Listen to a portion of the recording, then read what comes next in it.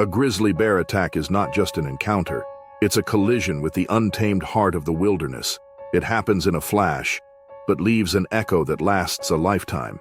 There's no warning growl, no dramatic buildup, just raw, explosive power fueled by instinct and territory. The grizzly doesn't act out of cruelty, but out of primal precision. And when it charges, it reminds anyone in its path that survival is earned, not guaranteed out here.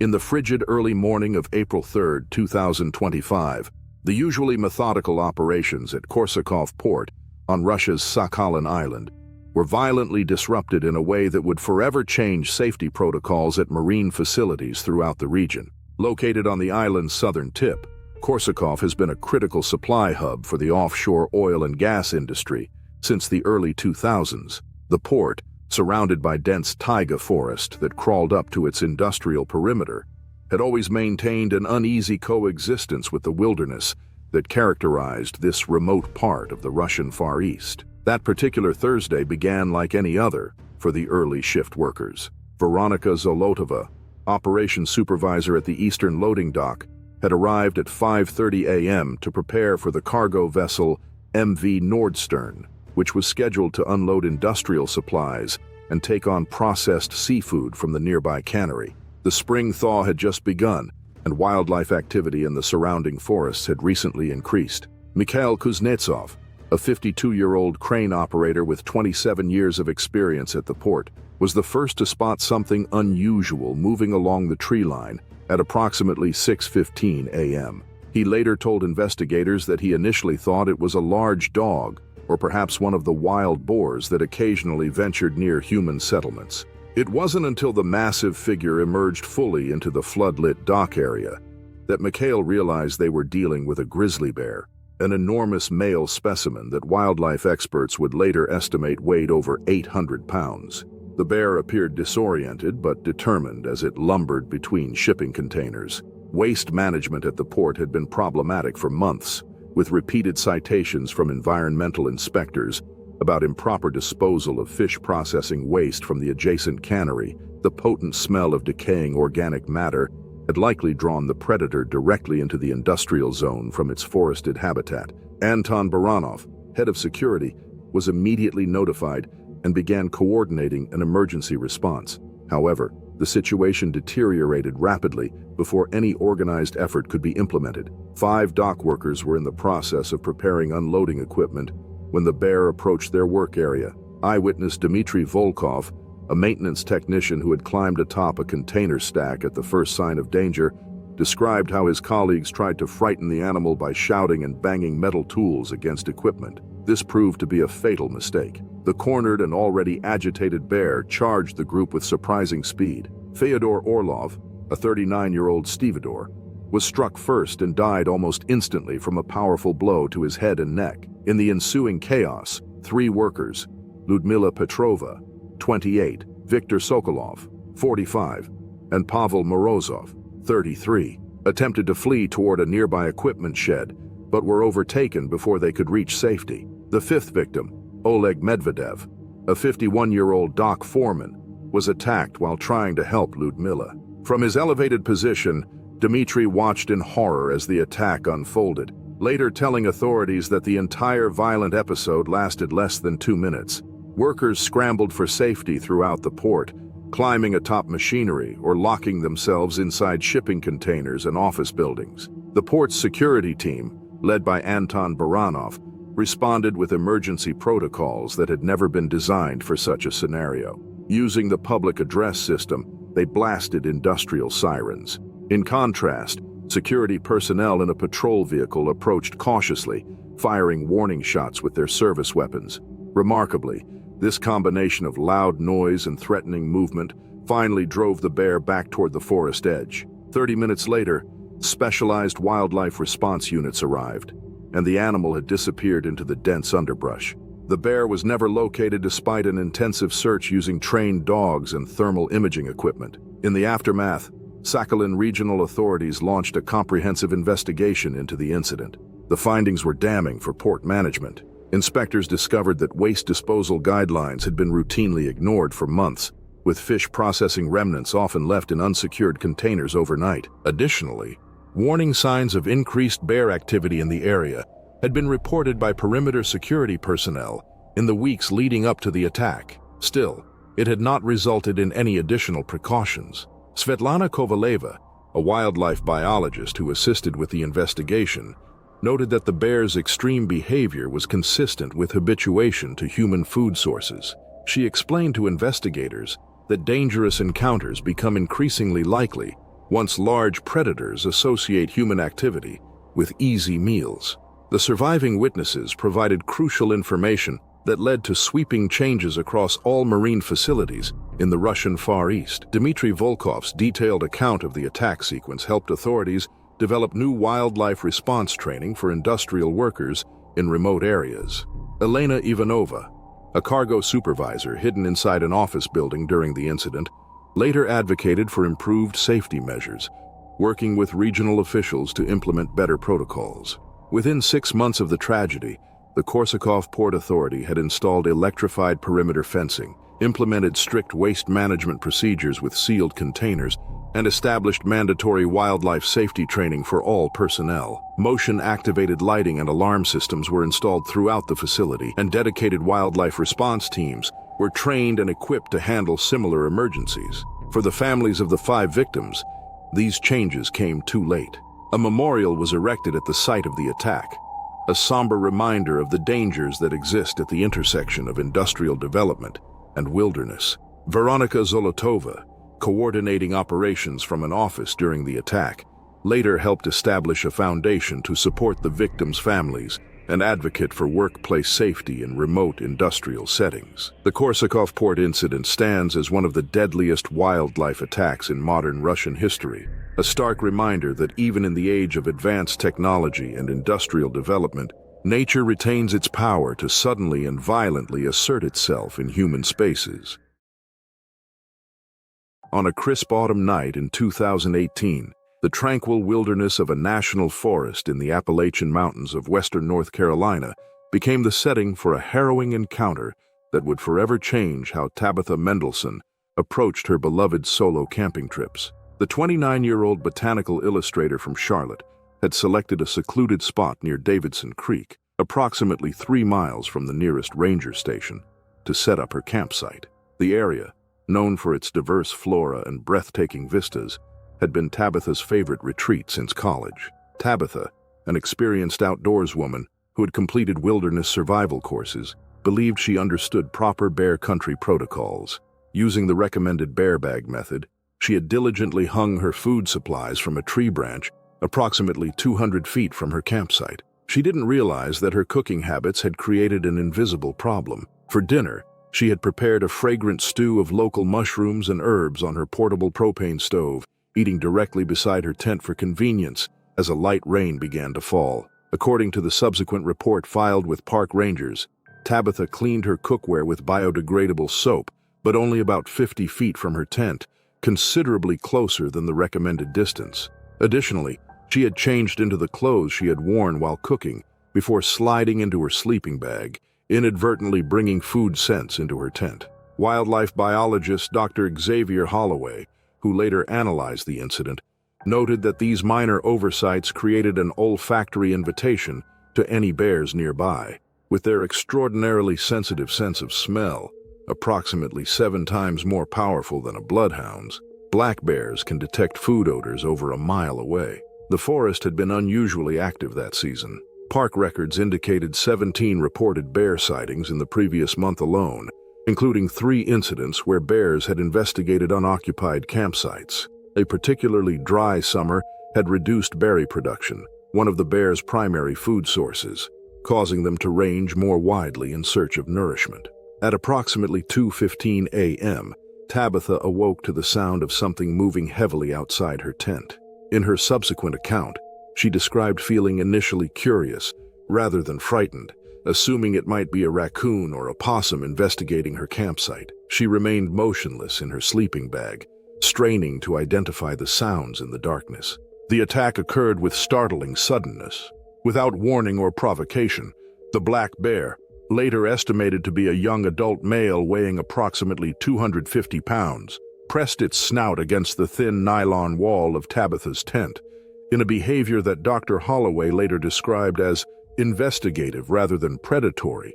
The bear bit down on what turned out to be Tabitha's right shoulder through the fabric. The pressure was intense and immediate.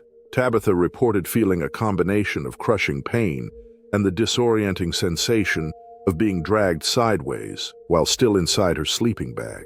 The bear pulled her approximately 3 feet before she instinctively reacted with a piercing scream and began kicking wildly against the tent wall. This defensive response proved effective. Unlike their grizzly cousins, black bears are typically more easily intimidated by aggressive human behavior. The startled animal immediately released its grip and retreated several yards. Tabitha described hearing the bear huffing and moving about outside as she frantically located her headlamp and bear spray. Despite her injury, Tabitha had a remarkable presence of mind. She unzipped her tent and extracted herself while making as much noise as possible. Blood soaking through her thermal shirt, she maintained visual contact with the bear, which remained visible at the edge of her campsite, apparently confused, but not immediately threatening. Backing slowly toward the tree where her car keys and phone were hanging with her food supplies, Tabitha continued shouting and waving her arms. She managed to retrieve her belongings and make her way to her vehicle, which was parked half a mile away at a small designated camping area. The bear did not pursue her. At the parking area, Tabitha encountered fellow campers Joaquin Esperanza and Maylin Wong, who provided first aid for her injuries. 4 puncture wounds to her shoulder that, while bleeding profusely, had not damaged any major blood vessels or nerves. Joaquin remained with Tabitha while Maylene drove to an area with cell reception to contact emergency services. Park Ranger Eleanor Blackwood responded to the call and arrived at the scene approximately 40 minutes later. She escorted Tabitha to the regional hospital in Brevard, where doctors treated and dressed her wounds. Remarkably, Tabitha required no surgery, though she did receive a precautionary course of antibiotics due to the risk of infection from bear bites. The following morning, a wildlife management team led by Senior Ranger Christopher Okafor inspected Tabitha's campsite. They confirmed from paw prints and scat that the culprit was a medium-sized black bear. Of particular interest to the investigation was the discovery that the animal had thoroughly investigated the area where Tabitha had washed her cooking equipment, even digging several small holes in search of food residue. Through trail camera records and tracking, rangers identified the bear as one previously tagged 2 years earlier during a population study. Records showed it had been spotted near developed areas multiple times in the preceding months, suggesting it was becoming habituated to human presence and food sources. Following the incident, park authorities implemented enhanced bear awareness programs, including mandatory video briefings for all overnight campers and the installation of additional bear-resistant food lockers at popular campsites. Ranger Blackwood used Tabitha's experience as a case study in wilderness safety presentations, emphasizing the importance of proper food handling and cooking practices. For her part, Tabitha Mendelsohn recovered fully from her physical injuries, though she acknowledged experiencing nightmares and anxiety about camping for several months afterward.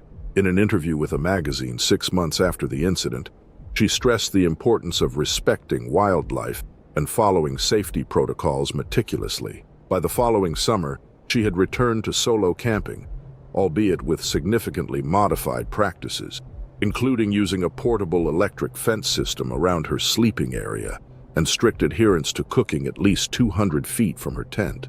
The incident served as a powerful reminder that even experienced outdoor enthusiasts can make potentially dangerous mistakes in bear country, and that wild animals, following their instincts, are neither malicious nor forgiving of human error.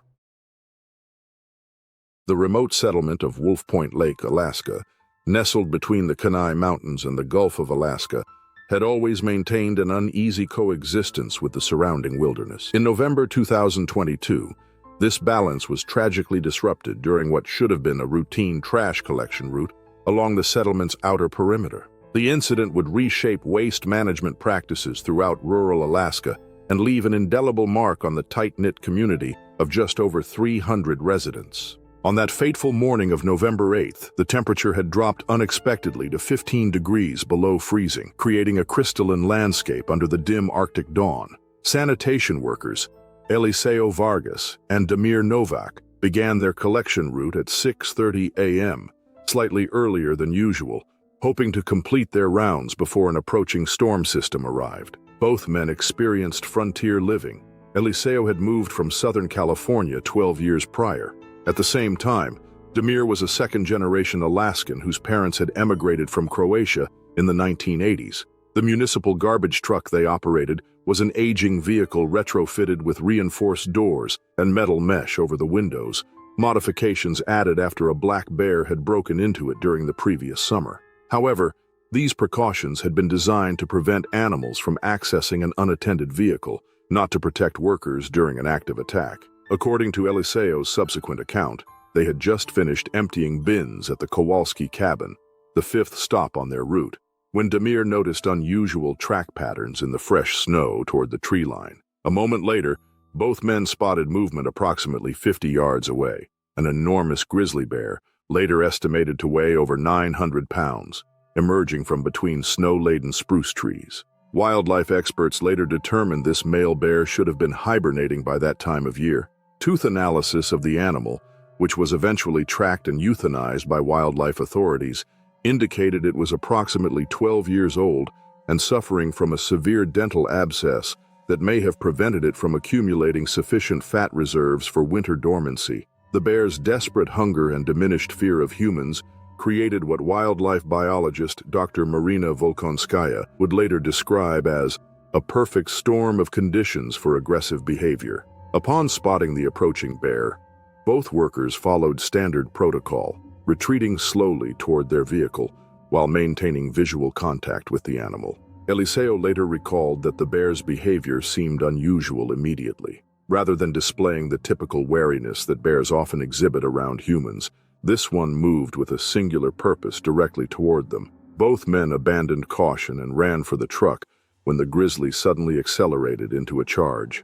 Eliseo, who had been closer to the vehicle's cab, managed to reach the driver's side door. Damir, carrying a heavy waste bin, could not move quickly enough. In a spontaneous act of selflessness that would later be recognized posthumously with the State of Alaska Civilian Bravery Award, Damir shouted for Eliseo to start the truck while deliberately moving away from the vehicle, apparently trying to draw the bear's attention. He grabbed a metal wrench from his tool belt and hurled it at the approaching predator. The distraction worked, but with tragic consequences. The bear diverted its charge toward Damir, covering the remaining distance between them in seconds. Eliseo, now inside the cab, witnessed the horrifying attack through the windshield as the bear knocked Damir to the ground and began mauling him. Frozen diesel fuel lines hampered his frantic attempts to start the truck and use its horn, a common problem in extreme cold that would later prompt procedural changes requiring vehicle warming before dawn shifts. The attack might have continued uninterrupted without the intervention of Artemis Blackwood, a local hunting guide who lived in a cabin approximately 200 yards from where the attack was unfolding. Awakened by the commotion and Eliseo's repeated blasts of the truck horn once he got it started, Artemis quickly assessed the situation through binoculars from her porch. She grabbed her rifle and fired 3 warning shots into the air while approaching the scene. The sharp reports temporarily distracted the bear, which turned toward this new threat. Artemis continued advancing while making herself appear as large as possible, firing additional shots into the ground near the animal. Aggressive human behavior and loud gunfire finally drove the bear back into the forest edge. By the time Artemis reached Damir, it was clear that his injuries were catastrophic. Despite her immediate first aid efforts and Eliseo's radio call for emergency medical assistance, Damir Novak was pronounced dead at the scene when paramedics arrived 20 minutes later. The aftermath of the tragedy prompted immediate changes in how waste management was conducted throughout Alaska's rural communities. The Alaska Department of Environmental Conservation partnered with wildlife management agencies to develop new guidelines requiring 2-person garbage collection teams to carry bear deterrent foggers and receive annual wilderness safety training. Additionally, waste collection vehicles in bear country were retrofitted with safety features, including air horns, reinforced cabs, and emergency beacons. Damir Novak's death was deeply personal for the community of Wolf Point Lake. In his memory, the town established an annual Safety Awareness Week and installed a protected waste transfer station that eliminated the need for direct collection from remote cabins. Eliseo Vargas never returned to waste collection work. In a local newspaper interview 6 months after the incident, he described experiencing severe post-traumatic stress disorder and recurring nightmares about the attack. With support from community members, he eventually opened a small equipment repair shop in town, finding healing through mechanical work and the solidarity of neighbors who understood his experience. Wildlife officials successfully tracked and euthanized the bear responsible 2 weeks after the attack. Examination confirmed the severe dental infection that had likely prevented normal hibernation and altered the animal's behavior. The case became an important reference point in wildlife management studies, examining how changing climate patterns might affect hibernation cycles and increase human-wildlife conflicts in northern regions. The summer of 2019 marked the 50th anniversary of Pine Ridge Youth Wilderness Camp, a celebrated institution located in the densely forested highlands near Lake Tahoe, California. Founded in 1969 as an outdoor education center for urban youth, the camp had built a sterling reputation for teaching thousands of teenagers wilderness appreciation and survival skills. However, on the night of August 12th, an unprecedented wildlife encounter would test those survival lessons and significantly change camp safety protocols. 15-year-old Thaddeus Reyes Goldstein from Oakland had eagerly anticipated his 2-week session at Pine Ridge all year. An avid reader with a deep interest in environmental science, Thaddeus had convinced his cabin counselor, Marcus Wellington, to allow him to sleep in a hammock outside rather than in the bunk bed assigned to him. While not standard, this practice was occasionally permitted for older campers who had demonstrated responsibility and completed the camp's basic wilderness training course. On the night in question,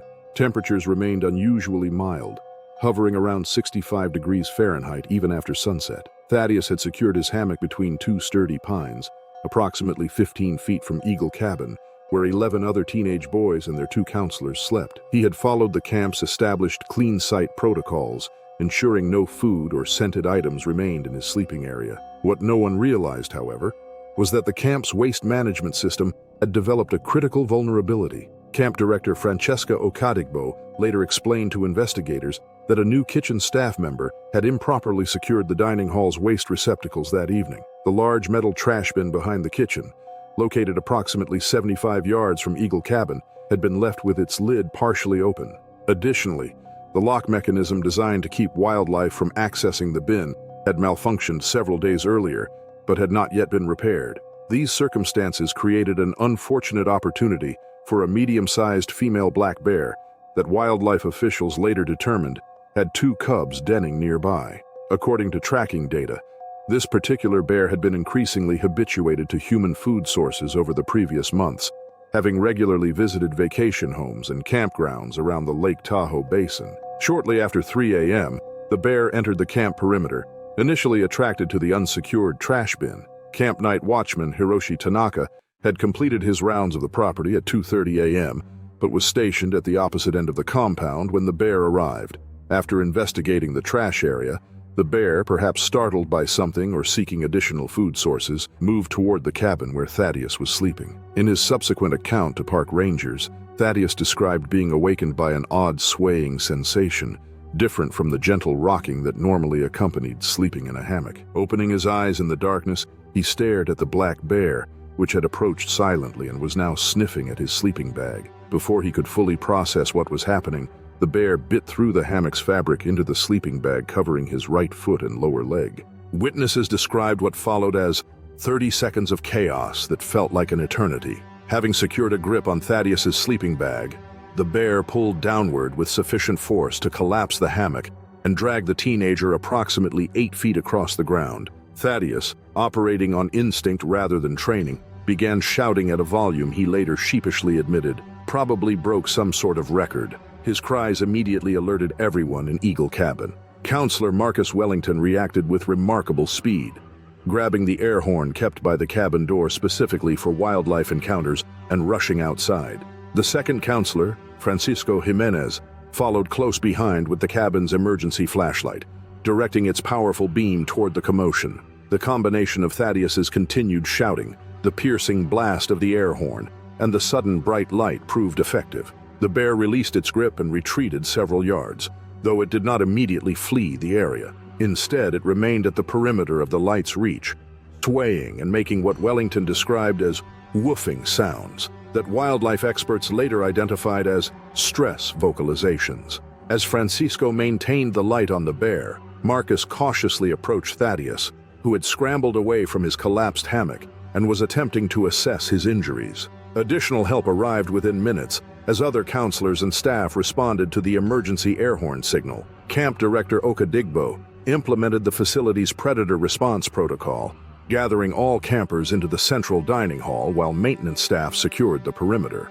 Examination revealed that Thaddeus had sustained several puncture wounds and lacerations to his lower right leg, where the bear's teeth had penetrated both the hammock fabric and his sleeping bag. While bleeding, the injuries were not life-threatening. Camp nurse Sujata Patel provided immediate first aid, cleaning and dressing the wounds before Thaddeus was transported to a hospital in Truckee for further treatment, including precautionary rabies prophylaxis and antibiotics. The California Department of Wildlife responded by dispatching wildlife specialists to the camp.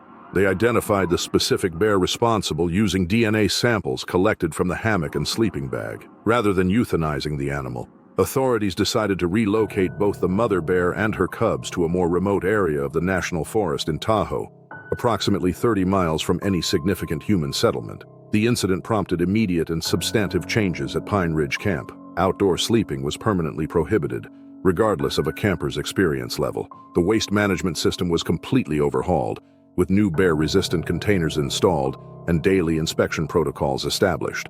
Additionally, an electrified perimeter fence was installed around the central compound, and motion-activated floodlights were positioned strategically throughout the property. For Thaddeus Reyes Goldstein, the experience proved transformative in unexpected ways. Though initially traumatized, he returned to complete his session at camp after being released from the hospital. His first-hand account of the encounter became integral to the camp's enhanced wildlife safety orientation for all new arrivals. The following year, he returned as a junior counselor assistant, specializing in wildlife awareness education. Dr. Eleanor Montenegro, a wildlife behaviorist who studied the incident, noted that the encounter illustrated the complex challenges of human-wildlife coexistence in increasingly shared spaces. She emphasized that the bear's behavior was motivated by food investigation rather than predation, pointing out that aggressive encounters remain exceedingly rare despite increased human activity in bear habitats throughout North America.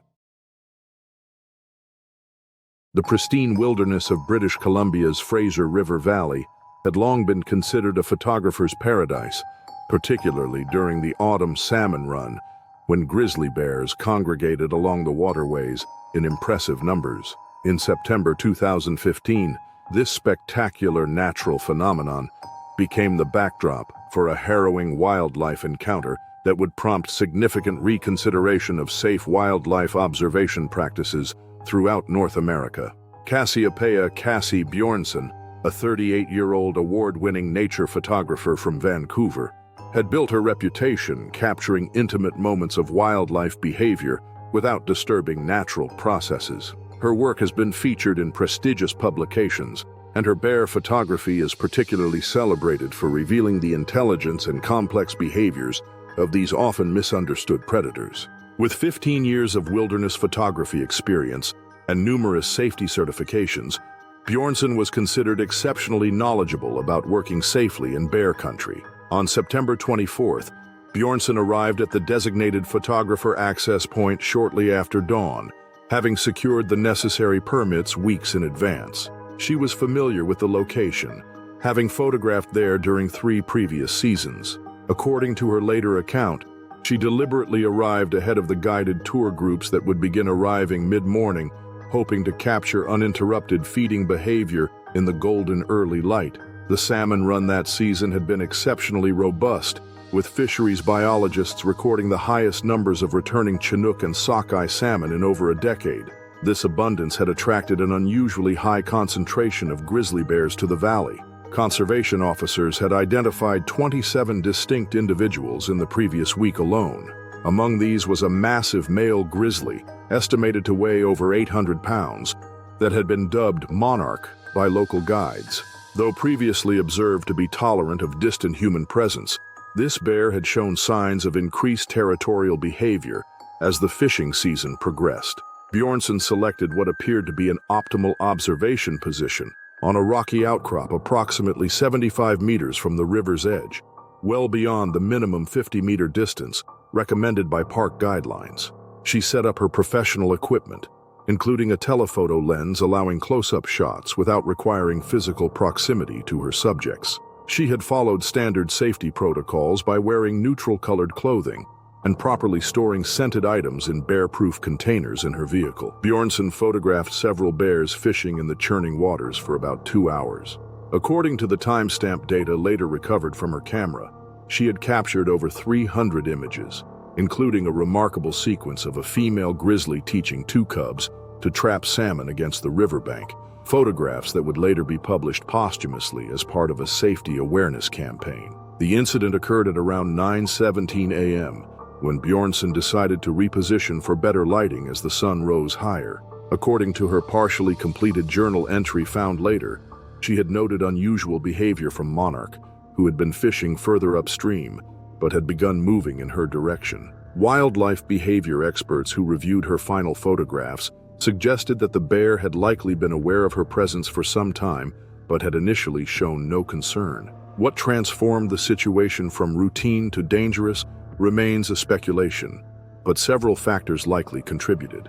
As Bjornsson stood to adjust her tripod position, the movement may have been perceived differently than her previous stationary presence. Additionally, shifting winds might have suddenly carried her scent more directly to the bear. Perhaps most significantly, another photographer, Wesley Takahashi, had unknowingly begun setting up equipment at a different vantage point, potentially making Monarch feel hemmed in from multiple directions. The charge came without the huffing or jaw-popping displays often preceding aggressive bear behavior. According to Takahashi's statement to conservation officers, Monarch covered the distance to Bjornsson at an alarming speed, giving her no time to access the bear spray canister attached to her belt. The initial impact knocked her backward onto the rocky ground, and the bear immediately bit down on her left forearm when she instinctively raised it in defense. After witnessing the attack from approximately 100 meters away, Takahashi immediately activated an emergency satellite beacon and began shouting while advancing toward the scene. His presence and the calls of approaching guides leading a small tour group downstream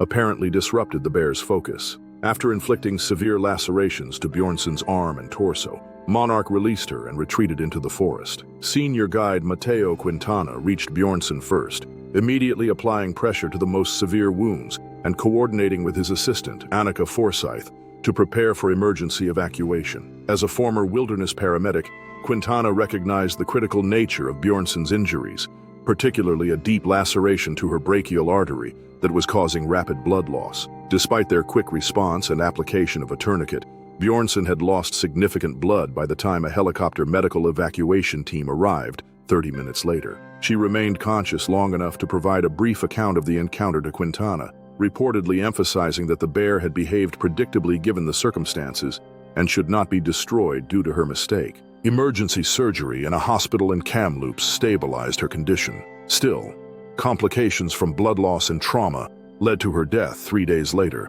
surrounded by family members who had rushed to her bedside. By her previously expressed wishes, her extensive collection of bear photographs was donated to conservation education programs, with proceeds from their publication supporting wilderness protection initiatives. The Fraser River incident prompted British Columbia parks to implement enhanced safety measures throughout the province's bear viewing areas. Mandatory briefings for all professional photographers were instituted, along with expanded buffer zones during peak feeding periods, and restrictions on the number of observers allowed at prime viewing locations. Witnessing the attack became a defining moment in Wesley Takahashi's career. He abandoned wildlife photography entirely, instead focusing on landscape and architectural subjects. In a memorial essay published on the first anniversary of Bjornsson's death, he reflected that the incident had fundamentally changed his understanding of wilderness ethics, writing that no photograph, regardless of its potential impact or beauty, is worth the disruption of wild processes or the risk to human life. The remote wilds of Kodiak Island, Alaska, had long presented unique challenges for those tasked with maintaining the infrastructure that supports its scattered human communities. In June 2023, the dangerous intersection of wilderness and utility work became apparent during a routine maintenance operation that would forever change how such work is conducted throughout Alaska's bear country. On the morning of June 8th, a three-person maintenance team from Kodiak Electric Association departed from the main power station to inspect transmission structures along a particularly remote section of line, approximately 15 miles from Larsen Bay. The crew consisted of senior lineman Nikolai Voloshin, a 19-year veteran with the utility, apprentice technician Anastasia Kuznetsova, who had transferred from the mainland operation 6 months earlier, and operations specialist Dmitry Ilich, who had lived on Kodiak Island his entire life and had worked with the electric cooperative for 11 years. The team reached their worksite at approximately 9:30 a.m. after navigating a rugged access road in their specialized utility truck. The weather was clear but cool, with temperatures hovering around 52 degrees Fahrenheit and light winds from the northwest, conditions that wildlife experts would later note were ideal for bear activity. The maintenance task involved inspecting several transmission poles for structural integrity and replacing weathered insulators on 2 structures. According to standard protocol, the crew conducted a wildlife survey of the immediate area before beginning work. They noted fresh bear scat approximately 200 yards from their location, but observed no immediate signs of large animal presence. As an additional precaution, they placed their bear deterrent equipment, including bear spray canisters and a portable air horn, in an easily accessible position near their work area. Voloshin later reported that work progressed normally for approximately 2 hours as they completed inspection of the first transmission structure and moved their equipment to the second location. At roughly 11:45 a.m., as Kuznetsova was preparing a replacement insulator and Ilich was photographing corrosion damage on the pole's base, movement at the forest edge caught Voloshin's attention. An enormous Kodiak bear was emerging from a stand of Sitka spruce approximately 75 yards away, which wildlife officials would later estimate weighed approximately 1,400 pounds. The standard operating procedure for such encounters emphasized remaining grouped, making noise to announce human presence, and slowly retreating toward the vehicle's safety if possible. According to Kuznetsova's subsequent statement, the 3 workers followed this protocol perfectly, gathering their essential tools while moving deliberately toward their truck, which was parked approximately 30 yards away. What happened next defied typical bear behavior patterns. Rather than displaying curiosity or wariness, the massive animal immediately lowered its head and charged directly toward the work crew. Wildlife behavior experts who later analyzed the incident suggested that the bear may have been startled by the unfamiliar equipment or possibly by protecting a food cache nearby. However, no definitive explanation for the unusually aggressive behavior was ever confirmed. Faced with the rapidly approaching bear, the workers abandoned their measured retreat and ran for the vehicle. Voloshin and Kuznetsova, who were working closer to the truck, reached it first. Ilich, who had been photographing the base of the pole, found himself furthest from safety and directly in the bear's path. In what Voloshin later described as an incredible presence of mind, Ilich reached for the emergency air horn attached to his utility belt and activated it while moving toward the truck. The sudden blast of sound momentarily confused the charging bear, causing it to hesitate briefly. This hesitation allowed Ilich to gain several crucial yards, but not enough to reach safety. The bear recovered quickly and lunged at Ilich from behind, catching him by the upper right thigh and pulling him to the ground. Both Voloshin and Kuznetsova, now safely inside the truck cab, described witnessing a brief but violent struggle as Ilich tried to protect himself while the bear maintained its grip on his leg. Kuznetsova immediately activated the truck's emergency horn, while Voloshin retrieved the vehicle's emergency kit, which contained a heavy-duty bear deterrent flare gun. He exited the passenger side door, opposite where the attack was occurring, and fired a flare over the bear's position. The combination of the truck's horn and the bright flare passing overhead finally disrupted the attack. The bear released Ilich and retreated several yards, though it remained visible and continued displaying aggressive behavior. Taking advantage of this opportunity, Voloshin moved quickly toward his injured colleague while maintaining as much distance as possible from the agitated bear. He helped Ilich to his feet and supported him as they made their way to the truck. Throughout this rescue, Kuznetsova maintained constant noise from the vehicle's horn and kept the headlights flashing, tactics that appeared to keep the bear from renewing its attack. Once all 3 workers were safely inside the vehicle,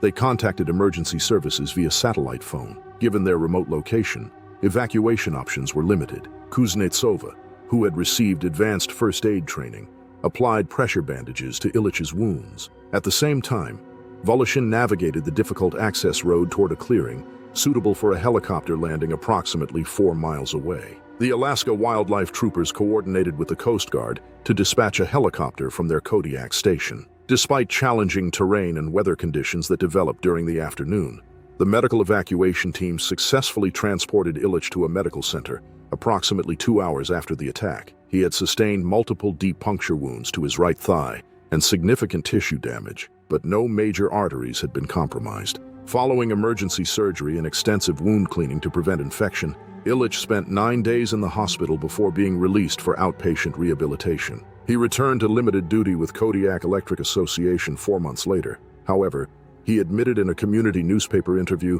that he experienced significant anxiety during his first field assignment after the incident. The attack prompted immediate and comprehensive changes to utility worker safety protocols throughout Alaska. Kodiak Electric Association implemented a mandatory 2-person bear watch system for all field operations in remote areas, with one crew member designated solely to monitor for wildlife, while others performed maintenance tasks. Additionally, the utility developed portable, rapidly deployable electric fencing systems that could create a safe work perimeter within minutes of arrival at a remote site. The Alaska Department of Fish and Game used data from the incident to enhance its wildlife safety training programs for all industries operating in bear habitat. The particular bear involved in the attack was never definitively identified. However, conservation officers noted an unusually high concentration of Kodiak bears in the area that season due to excellent salmon returns in nearby streams. For Dmitry Illich, the experience fundamentally changed his relationship with the wilderness he had called home his entire life. Following his recovery, he began giving public safety presentations at local schools, emphasizing the importance of proper training and equipment when working in bear country.